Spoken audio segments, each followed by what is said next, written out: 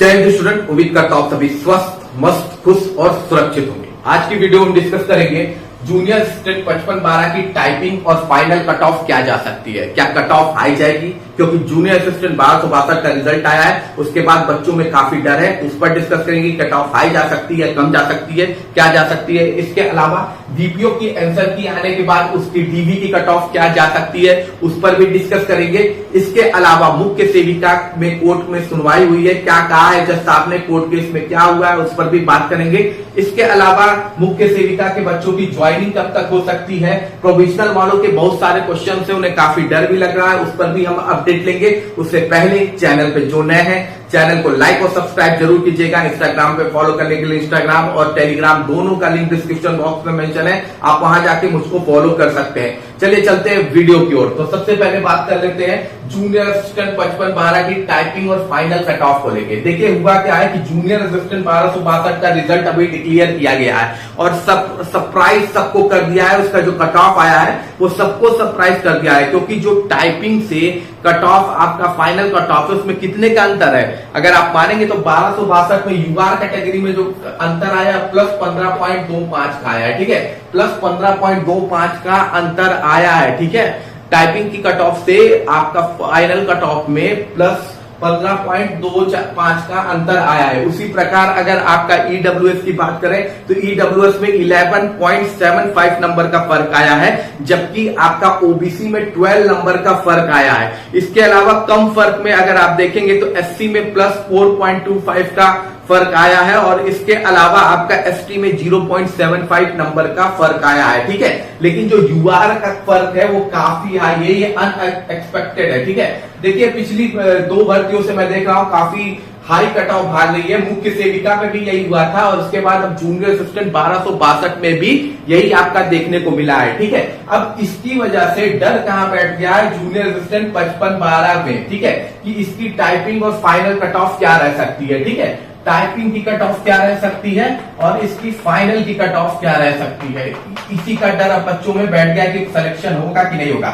अब देखिए junior assistant 1262 से जूनियर असिस्टेंट 55-12 थोड़ा डिफरेंट है, ठीक है, थोड़ा सा डिफरेंट है। पहली बात की जो जूनियर असिस्टेंट 1262 में जो बच्चे बैठे हुए थे, मतलब जो जीनियस बच्चे, क्योंकि जो मिनिमम आपका जो कट ऑफ रहा है वो 63 के पास रहा है, 63.5 नंबर आपका कट ऑफ रहा है। तो ये जो 63.5 वाले थे वो लगभग आपके सेलेक्ट हो गए हैं 1262 में। अब सीधी सारी बात है, जो 1262 में सेलेक्ट हो गया है वो फिर से 55-12 की टाइपिंग में नहीं बैठेगा। अगर कोई ये सोच रहा है कि 55-12 की टाइपिंग में बैठेगा तो प्लीज आप लोग टाइपिंग में मत बैठिएगा, टाइपिंग स्किप कीजिएगा। भाई सेम जॉब के लिए, सेम रैंक की जॉब, सेम ही पोस्ट के लिए आप दोबारा एग्जाम, दोबारा टाइपिंग में क्यों बैठेंगे। तो सबसे बड़ी बात होगी कि जो 1262 में ऑलरेडी सेलेक्ट हो गए बच्चे वो आपके 55-12 की टाइपिंग और फाइनल से बाहर हो जाएंगे। इसके अलावा और 2-3 रिजल्ट जब तक जूनियर असिस्टेंट 55-12 क्लियर होगा तो बहुत से रिजल्ट आपको देखने को मिल जाएंगे जो कंप्लीट हो चुके होंगे।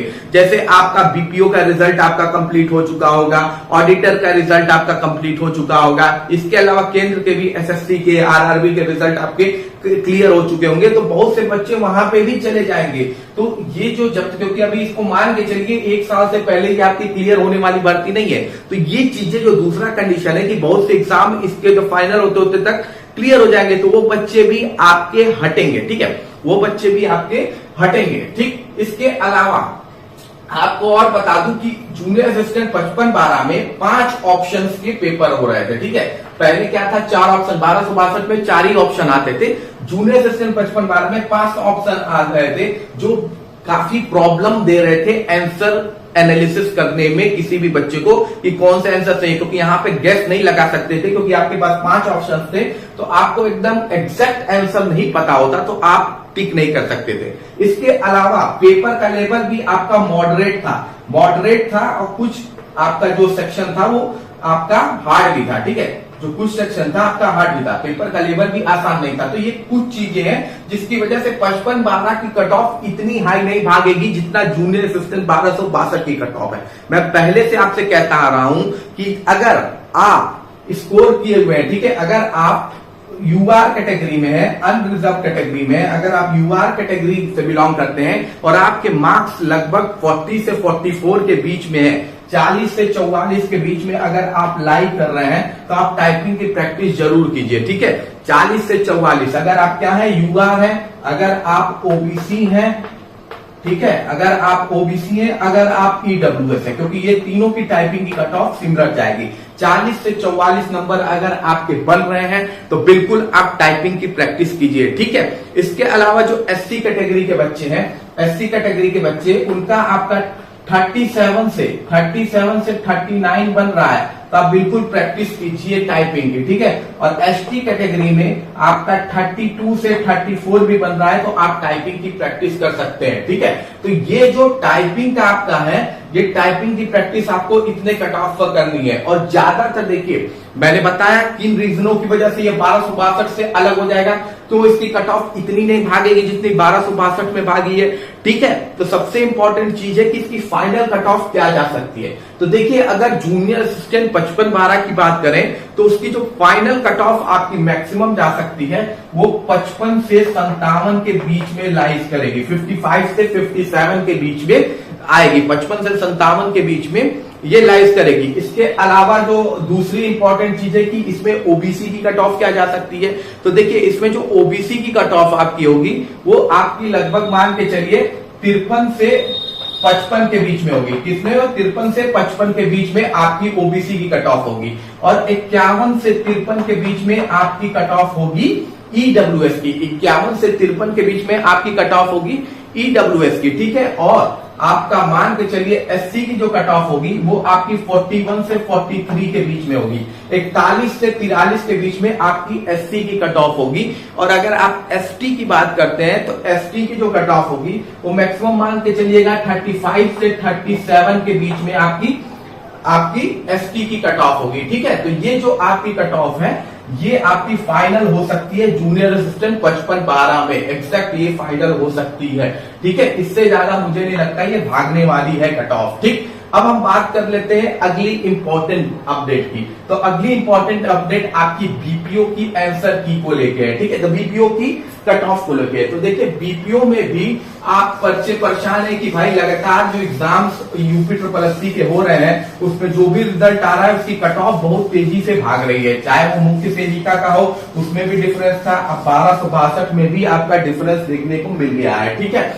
तो अब दिक्कत बीपीओ के बच्चों को भी है। तो देखिए मेरे हिसाब से जो बीपीओ के डीवी की कट ऑफ होनी चाहिए, देखिए बीपीओ में टोटल स्टूडेंट कितने हैं, बीपीओ में टोटल स्टूडेंट आपके 1468 हैं, ठीक है। अब इस भर्ती को आप अगर कंपेयर कर रहे हैं 1262 से जूनियर असिस्टेंट के, तो ये मान के चलिए कि बीपीओ में 200 बच्चे लगभग आपके ज्यादा हैं, ठीक है। अब दूसरी इंपॉर्टेंट चीज है कि बीपीओ का पेपर टफ था, बीपीओ का पेपर आसान नहीं आया हुआ था, जबकि जूनियर असिस्टेंट 1262 में दो ऐसे पार्ट्स थे जो स्कोरिंग थे, पहला हिंदी और दूसरा आपका रीजनिंग, ये दो पार्ट होते हैं काफी स्कोरिंग होते हैं, लेकिन बीपीओ में ये चीज नहीं होती है।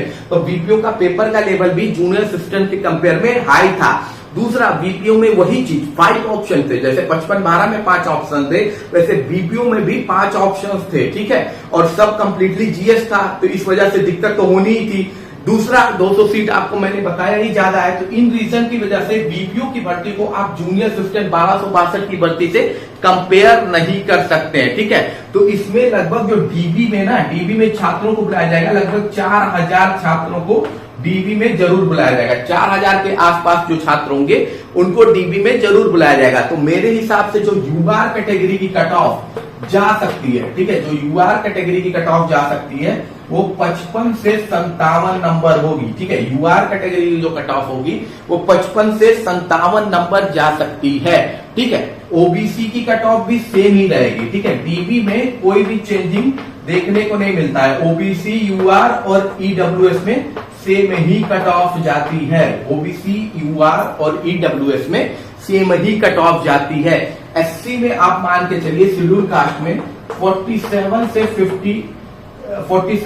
49 के बीच में आपकी कट ऑफ रहेगी। एससी में 47 से 49 के बीच में आपकी कट ऑफ रहेगी। वहीं आपके एसटी की बात कर लें शेड्यूल ट्राइब का, तो ये मार्क्स 41 से 43 के बीच में रहेगा।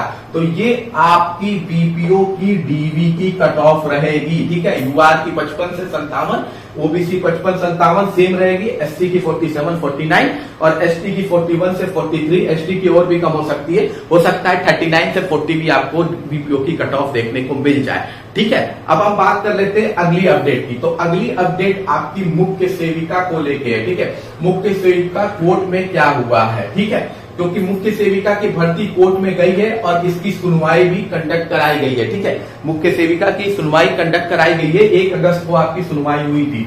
1 अगस्त को शाम को आपकी सुनवाई की गई थी मुख्य सेविका के बच्चों की। अब हुआ क्या है, यहाँ पे बच्चों के जो वकील हैं उन्होंने अपना पक्ष रखा है। उन्होंने बताया है वो चाहते हैं कि जो रिजल्ट आया है उसको रिवाइज किया जाए, फिर से जारी किया जाए और जो क्वालिफिकेशन को लेके ही पूरी भर्ती में मैटर रहा है, क्वालिफिकेशन को लेके उसी क्वालिफिकेशन के अनुसार आपका रिजल्ट जारी किया जाए, ये उनका फोकस रहा। उन्होंने अपना पॉइंट रखा कि किस तरह से क्वालिफिकेशन को नजरअंदाज किया गया है, बीएससी वालों को लिया गया है, बीए 2 ईयर वालों को लिया गया है, अपना सारा पॉइंट उन्होंने रखा है। कोर्ट के जज ने इसको अच्छे से सुना है। उसके बाद उन्होंने अब क्या किया है, देखिए पहली सुनवाई में जो बच्चे कह रहे हैं कि स्टे लग जाना चाहिए था, तो पहली सुनवाई में स्टे नहीं होता है। देखिए पहली सुनवाई में होता क्या है कि एक पक्ष अपनी बात रखता है, फिर कोर्ट क्या कहता है दूसरे पक्ष को मौका देता है। दूसरा पक्ष जब अपनी बात रख लेगा उसके बाद कोर्ट को लगता है तो ही वो अपना स्टे देता है। इस भर्ती में भी इस चीज में भी सेम हुआ है। कोर्ट ने दूसरे पक्ष को 7 दिन का ऑनर दिया है। ठीक है, 7 दिन में उन्होंने कहा है कि भाई जो ये बात कह रहे हैं इनकी बात के खिलाफ आप क्या कहना चाहते हैं, आप अपना ओपिनियन रखिए। तो 7 दिन का मौका किसे दिया गया है, अब ये दिया गया है आयोग को। आयोग को ये बताना है कि क्यों उन्होंने बीएससी वालों को एलिजिबल माना है, बीए 2 ईयर वालों को एलिजिबल माना है। उसका अब वो वैलिड पॉइंट रखेंगे कोर्ट के सामने। कितनी तारीख को, 8 अगस्त को। 8 अगस्त को आपका अभी फ्रेश लिस्ट में ही केस है, तो 8 अगस्त को वो ये अपनी बात ओपिनियन रखेंगे। ठीक है, अब इसके बाद उनकी ओपिनियन के बाद कोर्ट ये डिसाइड करेगा कि कोर्ट को स्टे लगाना है कि नहीं लगाना है। तो 8 अगस्त बड़ा इंपॉर्टेंट दिन होगा किसके लिए, मुख्य सेविका भर्ती के लिए। ठीक है, मुख्य सेविका भर्ती के लिए, क्योंकि ये फैसला आपका इफेक्ट करेगा उनके लिए भी जो सिलेक्टेड है। तो देखते हैं 8 अगस्त को आयोग क्या अपनी बात रखता है, या कोर्ट 8 अगस्त को आयोग की बात सुनने के बाद ही तुरंत अपना फैसला देता है, या फिर वो फिर 1 हफ्ते का समय लेता है। क्योंकि कभी होता क्या है कि दोनों पक्ष की बात सुनने के बाद कोर्ट उसी दिन आपका जजमेंट नहीं देता है, उसके कुछ दिन बाद जजमेंट देता है। तो ये भी हो सकता है। तो देखते हैं 8 अगस्त बड़ा इंपॉर्टेंट दिन है कि 8 अगस्त को होगा क्या जो बच्चे केस किए हैं उनकी बात सुनी जाएगी या आयोग की बात सुनी जाएगी, या बड़ा इंपॉर्टेंट दिन है कौन सा आपका, 8 अगस्त। ठीक है, अब हम बात कर लेते हैं बड़ी इंपॉर्टेंट की मुख्य सेविका की ज्वाइनिंग कब तक होगी। तो देखिए ज्वाइनिंग अभी अगस्त माह में मुख्य सेविका की नहीं होने वाली है। मुख्य सेविका की ज्वाइनिंग अगस्त माह में नहीं होगी, अभी थोड़ा सा डिले होगा। हो सकता है आपका सितंबर में हो, क्योंकि अगस्त में आयोग के पास और भी थोड़े इंपॉर्टेंट काम है, और अभी हो सकता है सर टाइम भी अभी नहीं मिला है, क्योंकि आप लोग की जो कुछ लोगों की आपकी ज्वाइनिंग लेटर है वो आपके सीएम द्वारा दी जाएगी। तो सीएम का भी एक टाइम शेड्यूल होता है, वो टाइम शेड्यूल में उनको जब समय मिलेगा उस हिसाब से वो आयोग को समय देंगे, उस हिसाब से आपका पूरा प्रोग्राम ऑर्गेनाइज किया जाएगा। कुछ बच्चों को चीफ मिनिस्टर द्वारा दिया जाएगा, कुछ बच्चों को बाय मेल आपका पहुंचाया जाएगा। तो ये बड़ी इंपॉर्टेंट चीजें याद रखिएगा कि अभी अगस्त में आपकी ज्वाइनिंग होने के चांसेस कम ही है। बहुत हो गया तो लास्ट अगस्त में आपकी ज्वाइनिंग देखने को मिल सकती है, अदरवाइज सितंबर से पहले आप अपनी ज्वाइनिंग मत मान के चलिए। दूसरा इंपॉर्टेंट चीज है कि प्रोविजनल वाले बड़े परेशान है, कि प्रोविजनल वालों का है कि ये जूनियर हो जाएंगे, फिर प्रोविजनल वालों का है कहीं हमें निकाल ना दिया जाए। तो मैं आपको बता दूं कि 99.9% बच्चे जो प्रोविजनल के हैं वो सेलेक्ट होंगे, 99.9% बच्चे सिलेक्शन होंगे। प्रोविजनल इसलिए लग जाता है कि कुछ डॉक्यूमेंट में छोटा मोटा एरर होता है या थोड़ी सी कंफ्यूजन होती है, जिसको आयोग को लगता है कि नहीं ये थोड़ा सा और अपडेटेड होना चाहिए या कुछ गड़बड़ लग रहा है। ऐसे में आयोग आपको के रिजल्ट पर प्रोविजनल लगा देता है। उसको खत्म करने के लिए आयोग मौका देता है, एक बार फिर से आपकी डीबी कंडक्ट कराई जाती है और उस डीबी में आप उस डॉक्यूमेंट को पेश करते हैं कि नहीं सर ये देखिए ऐसा ही है, तो उसके बाद आपका सिलेक्शन हो जाता है, आपका प्रोविजनल हट जाता है। दूसरा, आप जूनियर नहीं हो जाते हैं, मतलब जो फ्रेशर है जो ज्वाइन किए हैं उससे अगर आप बाद में भी ज्वाइन करते हैं तो आप जूनियर नहीं होते हैं, उसी बैच के माने जाते हैं। तो वो प्रोविजनल के बच्चे ये सोच रहे हैं कि हम जूनियर हो जाएंगे, तो ऐसा कुछ भी नहीं होने वाला है, ठीक है। और इस भर्ती में तो उम्मीद लग रहा है कि प्रोविजनल की डीबी पहले कंडक्ट हो जाएगी तभी कहीं ज्वाइनिंग होगी, क्योंकि इसकी ज्वाइनिंग अभी थोड़ी डिले है। तो प्रोविजनल की डीबी अगर कंडक्ट हो गई तो हो सकता है आप लोगों की ज्वाइनिंग फ्रेशर के साथ ही हो, ठीक है। तो प्रोविजनल वाले ज्यादा आप लोग परेशान मत होइए, ठीक है। और ऐसा नहीं है कि ये प्रोविजनल केवल बीएससी वालों का और बीए वालों का आया हुआ है, ठीक है। बीए 2 ईयर वालों का आया है, 3 ईयर वालों का भी आया हुआ है प्रोविजनल। प्रोविजनल से बीएससी बीए क्वालिफिकेशन का कोई लेना देना नहीं है, वहां पे बस आपकी जो डीबी कंडक्ट हुई उसमें कुछ डॉक्यूमेंट्स में उनको एरर दिखा होगा या कुछ डॉक्यूमेंट्स उनको संदेह में लगे होंगे, तो इस वजह से वो प्रोविजनल लिख देते हैं, ठीक है। थोड़ा सा भी डॉक्यूमेंट में अप डाउन होता है तो कर देते हैं, ठीक है। उसके अलावा पुलिस का जो आपका वेरिफिकेशन है उसके लिए आप परेशान मत होइए, वो आयोग का कार्य है, उसको लेके। बाकी जिसका फोन और वो गायब हुआ है उसका कुछ अलग ही है, ठीक है। प्लीज अपना मेल को फिर वो कर लीजिए, रिस्टोर कर लीजिए, मेल को याद कीजिए कि क्या मेल आपने डाला था, क्या फोन नंबर आपने डाला था, ठीक है। बाकी कोई भी क्वेश्चन है तो आप कमेंट बॉक्स में पूछ सकते हैं। मिलते हैं अगली वीडियो में। जय हिंद, जय भारत।